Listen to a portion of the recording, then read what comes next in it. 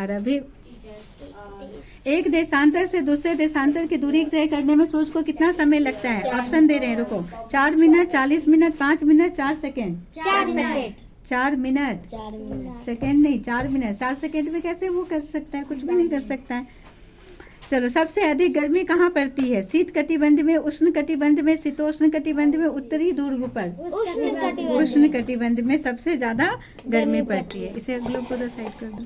देखो कर्क रेखा है 90 डिग्री उत्तरी अक्षांश पर, 23.5 डिग्री उत्तरी अक्षांश पर, 23.5 डिग्री दक्षिणी अक्षांश पर, दक्षिणी ध्रुव पर? 23.5 डिग्री उत्तरी अक्षांश पर। गुड, उसी का सही हुआ। दक्षिणी अक्षांश पर 23.5 डिग्री तो मकर रेखा है ना। 23.5 डिग्री दक्षिणी अक्षांश पर क्या है? मकर रेखा। और 23.5 डिग्री उत्तरी अक्षांश पर कर्क रेखा। अंतरराष्ट्रीय तिथि रेखा से पूर्व जाने पर दिन और रात में परिवर्तन होते हैं। एक तिथि घटा दी जाती है, एक तिथि बढ़ा दी जाती है। तिथि में कोई परिवर्तन नहीं होता है। बताओ क्या होगा? एक तिथि घटा दी जाती है। क्या हो जाता है इसमें? एक तिथि को घटा दी जाती है। खाली जगहों को भरिए।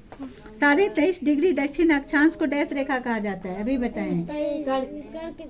उत्तरी अक्षांश में ना कर्क रेखा होगा, यहाँ दक्षिणी अक्षांश को बोल रहा है मकर रेखा। सुनो ध्यान से। 23.5 डिग्री उत्तरी अक्षांश में कर्क रेखा, 23.5 डिग्री दक्षिणी अक्षांश में मकर रेखा। यहाँ पर पिक्चर से भी तुम्हें अभी हम समझाए थे। यहाँ देखो पिक्चर, यही तो है। देखो 23.5 डिग्री यहाँ पर अच्छे से क्लियर है। यहाँ पर है ना 23.5 डिग्री उत्तर में है तो कौन सा हो गया? ये कर्क रेखा है ना। कर्क रेखा, कर्क रेखा। और 23.5 डिग्री दक्षिण में है तो मकर रेखा। क्लियर है? अब नहीं भूलना।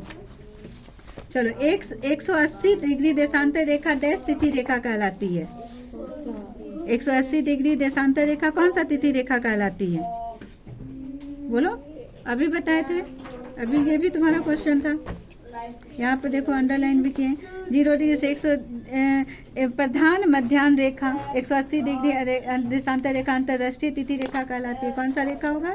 अंतरराष्ट्रीय तिथि रेखा कहलाती है। पृथ्वी पर कुल कितने ताप कटिबंध है? 3। पृथ्वी पर कुल कितनी देशांतर रेखाएं खींची जा सकती है? 360। कितनी देशांतर रेखा खींची जाती है? डैश रेखाओं की मदद से समय का ज्ञान होता है। किस रेखाओं से? रेखा पूछ रहा है, किस रेखा होगा? देशांतर रेखाओं की मदद से समय का ज्ञान होता है। चलो, पृथ्वी के दिए गए नमूने को का क्या नाम है? पृथ्वी के दिए गए नमूनों का क्या नाम है? ग्लोब। एक लाइन में आंसर है। पृथ्वी के दिए गए नमूनों का क्या नाम है? ग्लोब। चलो, यह पृथ्वी का नमूना किस आकृति का होता है? गोला। गोला, गेंद के समान नहीं, फुटबॉल के समान, नारंगी के समान होता है। इस नमूने की आकृति वाले किन्हीं अन्य इस आकृति के किन्हीं अन्य 2 वस्तुओं के नाम बताओ। बोलो, क्या क्या होगा? फुटबॉल और नारंगी। ठीक है। पृथ्वी के इस नमूने पर कौन सी रेखाएं बनी है, उनके नाम बताएं। कौन सी रेखाएं बनी है?